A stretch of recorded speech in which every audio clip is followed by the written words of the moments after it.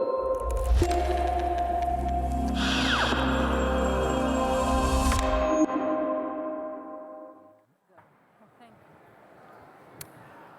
so hello everyone. This is, well, first of all, thank you to the organizers for letting me speak about this. This is about creative formats to publish investigations. And actually, some of you may have been at a shorter talk I gave earlier today where I described one particular example. This is going to be more informative. And what I hope you will get out of this talk is that when you leave, you will know what creative formats are, what advantages and disadvantages they have to publish investigative journalism, investigative reporting, and what you could do next if you want to try and use these formats. And it's okay, in some respects, because some of you may disagree with this, I think we can say that we live in a golden era of investigative journalism, at least when it comes to quantity. There are many, many investigations being published in Europe, which is what I always have in mind because I work in and about Europe, but actually globally. And also when it comes to cross-border investigations, like in just a few years, it's become like a mature field, and there are more and more. And not only that, but I think we can argue that they're having impact. Again, especially in Europe, which is what I know best. Just to mention quickly a few examples. There was this investigation coordinated by Lighthouse Reports. Some of them are here, about the EU's involvement in the pushback of migrants in North Africa. That forced the European Commission to react. There were also, some time ago, revelations by Investigative Europe about corporate fraud in the big business of elder care in Europe, and that also prompted arrests, and some people are now being in trial.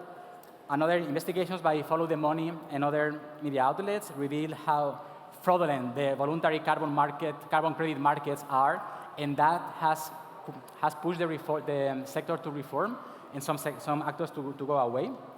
We may have some questions about how much systemic change we are having, but we can talk that there is impact.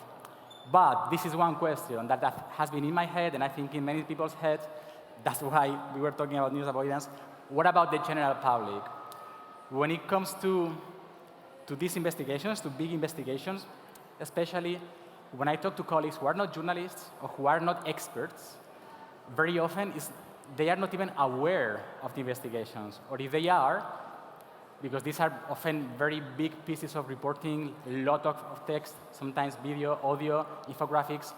So many people, they haven't done the effort and put the time to go through all of it. Maybe it resonates a little. And that makes me think sometimes, because we come to these conferences, we talk among ourselves, and I have the impression, and several colleagues of mine have told me the same, that the main audience for investigations, for investigative journalism, is other investigative journalists. And that's not cool, because we really need to reach the wider public. So this talk and the panel later is about news avoidance. I like to say news and information avoidance. I would argue it's not only about news reporting or reporting, it's all sorts of information. And I've been researching the topic, and I've read quite a few studies that, super brief summary, they show for years, they have been showing that we people, avoid or disregard information that we don't agree with, first of all, that takes too much time or too much effort to consume, that could be discomforting or make us feel responsible for bad things. We also ignore it. And we also are very good at avoiding or disregarding information that could make us feel powerless, or, on the other hand, that make us feel that I should act, and I can act. But the thing is, I don't want to. I don't think this is my fault. I don't think this is my responsibility. So we also avoid those investigations, those news and information. And the thing is, investigative journalism tends to check all those boxes. It's news and information that makes people uncomfortable, that is about complicated things, that often makes us feel responsible, or that there's a need to act, and there are some things we can do, but we don't want to. So I think when it comes to news and information avoidance, big investigations are often avoided by many people. So one question, another question, how to reach wider and more diverse audiences? And especially when it's about reporting on complex systems, which again, many investigations, especially cross-border investigations, which is the field I'm in, this is what they deal with. And when I started researching this topic and I was reading about these things, I read a piece in the Financial Times from 2017, which now sounds super far away in the past. And if you remember, this was the year after 2016, after Trump, after Brexit. At the time, we were talking a lot about polarization and about disinformation feeding that polarization. We still talk about that, but that year it was like seemed the only thing we were talking about.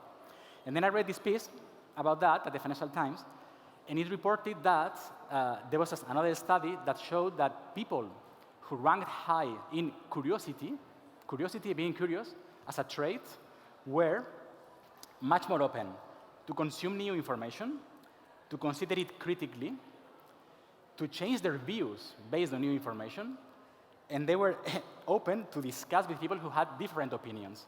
And this may sound like, okay, we all are able to do that. That is not true. This is very hard. And just being curious made you much more open to all those things. And I like this quote from the article. So curiosity brought people together in a way that mere facts did not. So mere reporting or just reporting still kept people separate unless these were curious people or unless the reporting made them curious. And that's one thing. So what about creative formats to make people curious?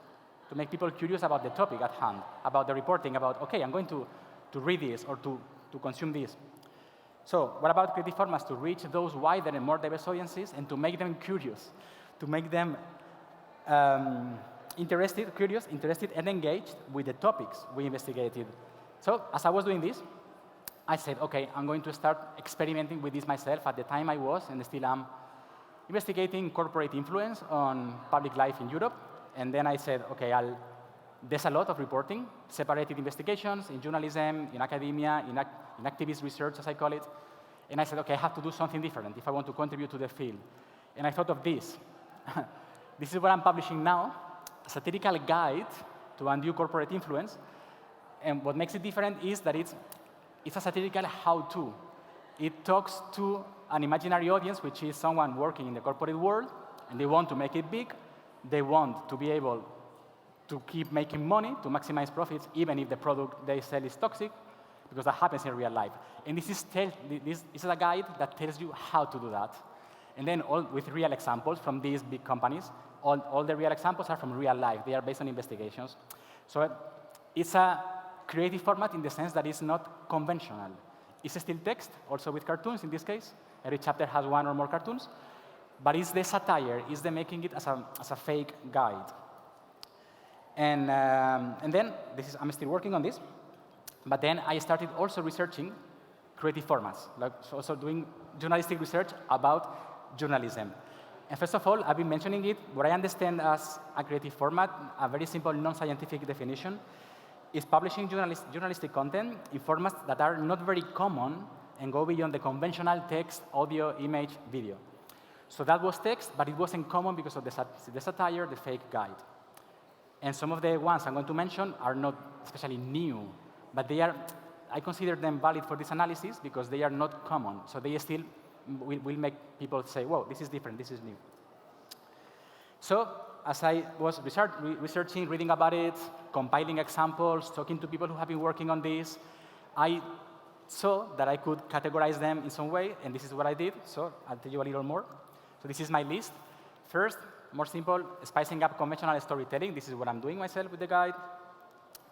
Comics and other illustrated narrative formats. So again, this is not new, but I think this is still a way. And I don't mean like single cartoons, like in the New Yorker, but proper narrative, like drone narrative. And I'm not showing examples of everyone because of the time that's ticking there. But if you know, Joe Sacco is a very prominent example. So again, animated films, and I don't mean the 2-minute introductory video that we have in many investigations, but proper half-an-hour animated film explaining an investigation.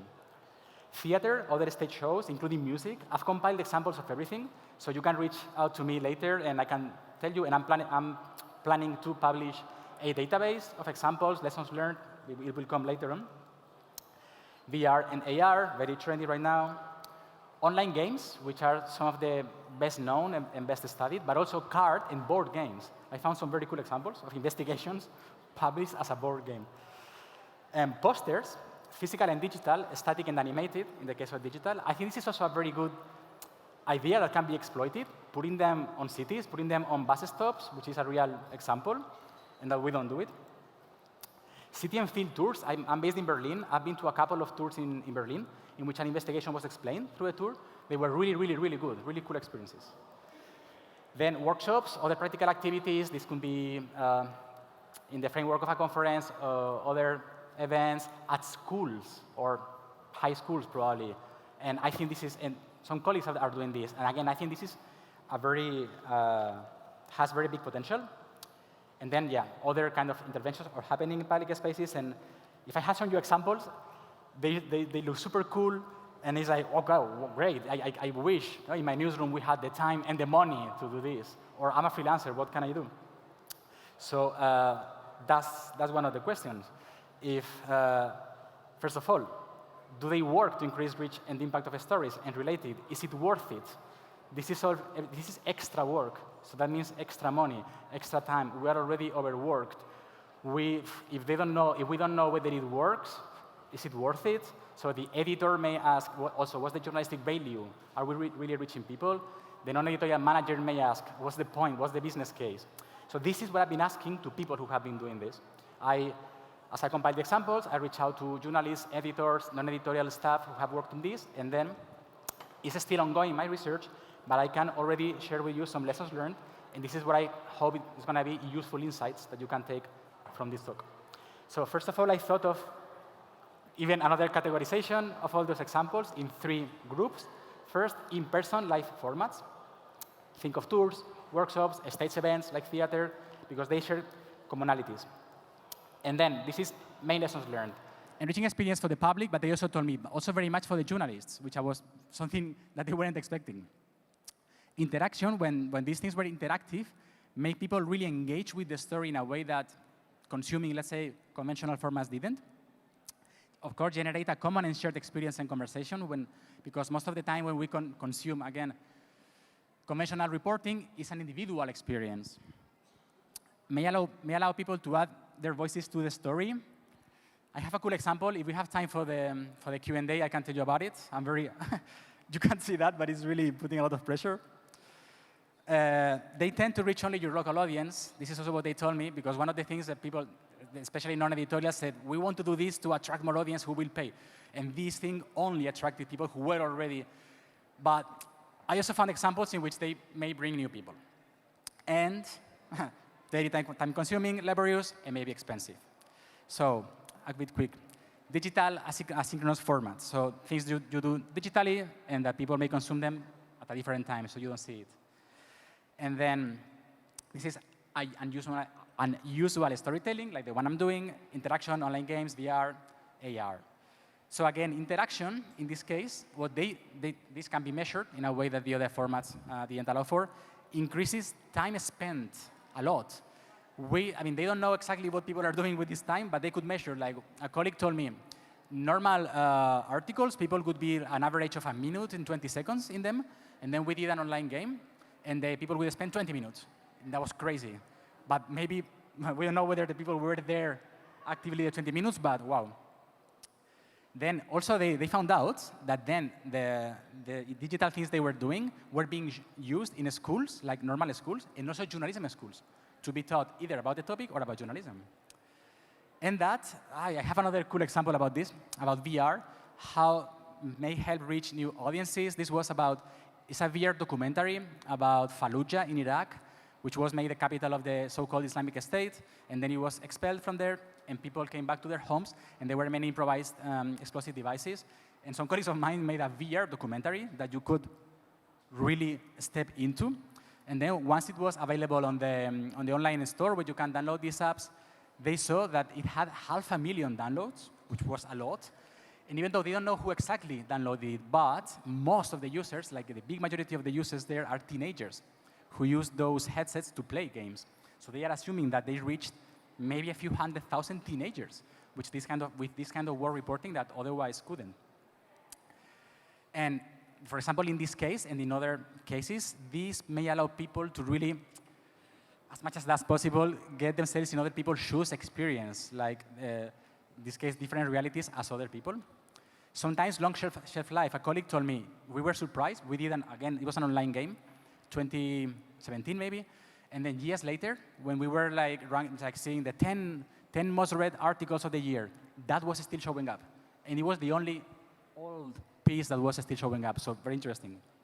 But again, long time to produce, laborious, and could be very expensive, think VR. And there may be a business case for the successful ones, so you can sell that to your manager, but if that fails, it can be like a really, a really big flop. So, late, non-digital asynchronous formats, creative printed storytelling, card and board games. Harder to assess how they work in terms of reach and impact. Of course, I heard about anecdotal evidence about board games that they may help reach new audiences and may generate novel and additional forms of engagement, but there's no immediate way for people to reach out to the media or to react if they are playing a card game at home. And again, maybe time-consuming and expensive to produce. So, some commonalities. There are, first of all, different ways to define and measure reach and impact. This is not a scientific research what I'm doing. I was asking just people, however you measure it, however you define it, however you understand this. Very difficult also to compare between formats and across publishers. But they all may be time-consuming and expensive, so extra work, extra time, extra money needed. This also several colleagues told me, because they wanted to use them, but following the news, about something that's in the news. But because most of them, take time to prepare, they couldn't do that. And also, several colleagues told me that when they were pitching these kind of formats, they were facing resistance from senior staff. Could be a generational thing.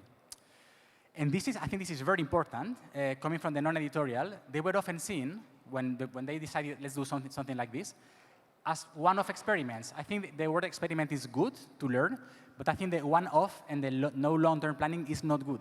A little more a bit later. So now, OK, time is running. So, OK, tell us, what about creative formats? This is my conclusion so far. They are the best way to tell particular stories and can add narrative value to others. Again, the Financial Times, you may remember, published the online game called the Uber game, where you play an Uber driver I think in London. And they did that because they did a long investigation about how hard it was to make a living as an Uber driver. And then they thought that the game was actually the best way. So they did it because of the storytelling value. And they can be good to generate this curiosity we were after and empathy when they allow people to step into other people's shoes. So, i.e., meaningful engagement, not mere engagement, but meaningful engagement, meaning people will want to get more information, and people will feel that empathy about the other. Can generate these shared experiences and feeling of community. It's still often difficult to make the business case, but it's worth experimenting with them in a strategic way. So, OK, now we are 6 minutes. So you may be thinking, OK, sure, cool. This is the second to last talk of the day. Give us some key takeaways. Because this was also supposed to be a keynote talk. I thought, OK, this is like the audience really needs to get something out. And I thought, who is my audience? So I think there are 4 main groups. Some of you may not be in any of these groups, but I thought of one key takeaway for each of these groups. So many journalists pitch creative formats. Think about them. Sometimes they are the best way to tell the story. So consider them. This is very low cost for you, just pitching them. To the editors there, be open to those pitches, OK? Sometimes they are the best storytelling device you have. And if not, they still can add narrative value. And then the other person in the room, the non-editorial manager, think of them as experiments, but inside a longer-term strategy.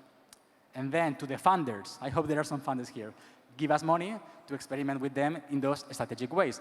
So you are a newsroom. You may be a small newsroom, independent newsroom with a few people. You can still think, OK, this year, next year, let's do one. Let's do one of these. Let's think of one. Let's plan it well, and we measure how it works in our own way. Again, doesn't really have to be scientific, but you do it as an experiment to learn from. If you are a big newsroom, say, OK, we're going to do 3. We're going to try 3 different ones. Plan in advance as something you will do, and you will keep doing, so that we all can learn from that, because you learn from that, and then when you come back here next year, when you go to other events, you share those lessons learned. you tell us also throughout the year. Doesn't really have to wait until a conference. But we really need to experiment, learn, and share the lessons learned so that we don't. And because this is important, as you can tell, I feel about this. It's important because it's always important, but we do live in a moment of multiple crises. We journalists play a very important role there. Here in Europe, again, there is war. There has been war in other places all the time. There is, political polarization, rise of extremist views. There is the climate crisis presiding over everything. We do need to get to the people. We need to get equipped with information and be able to act collectively as responsible citizens. And we, journalists, play a very important role in that. So experiment, learn, and share. And now you may say, okay, the idea of key takeaways is you tell us like the very last things that we can really remember. And also, I just said, we need to act together and collectively. So, okay, I thought, just 3 general takeaways for everyone, also in case there's someone in the audience that didn't belong to those groups. And also 3, because that's as many as I can remember myself. So these are the 3 things that you can remember, I hope will be useful to you. Information and news avoidance is a reality. Creative formats are one way we have, again, to experiment in a strategic way to try and combat, to try and fight against disinformation and news avoidance. Because they can help us generate that curiosity, which can be one of the key to unlock or to open the door to people's heads, minds, and hearts, and feel them also empathy. And that's it. Now the idea is that we talked and we have 2 minutes, maybe 1, 2 questions. Thanks. I don't need a mic, but it's okay. Now I have a mic. I don't need to be convinced that creative formats are a fantastic way to distribute investigative or journalism in general. But what I do want to know is examples, and the more, the merrier. How do I get your examples that you collected? That's a great idea, a great question. There wasn't time. That's why I was inserting examples, and then I removed them when I saw the presentation file.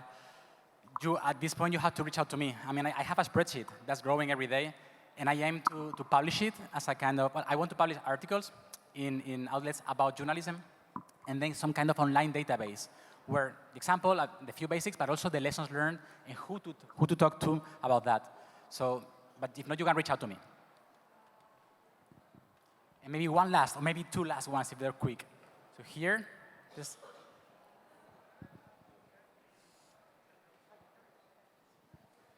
Thanks.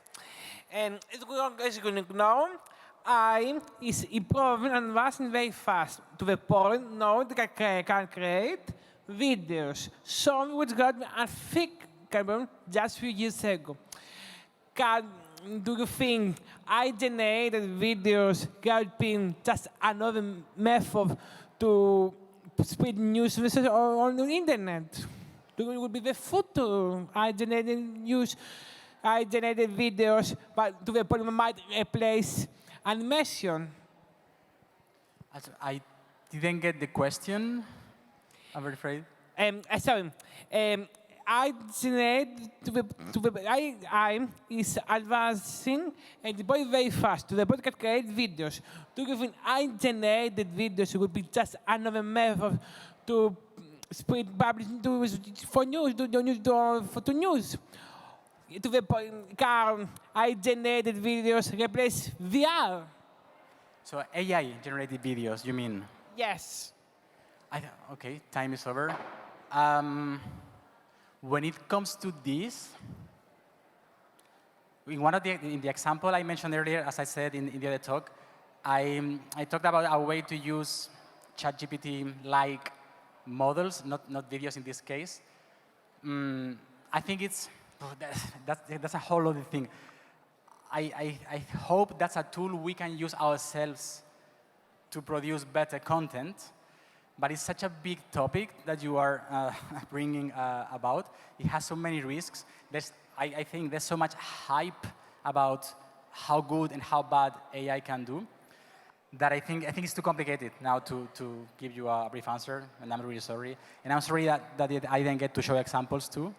And then time is over, but please come after the talk tomorrow or reach out to me if you are into this, because I can share examples or we can talk about this. So thank you.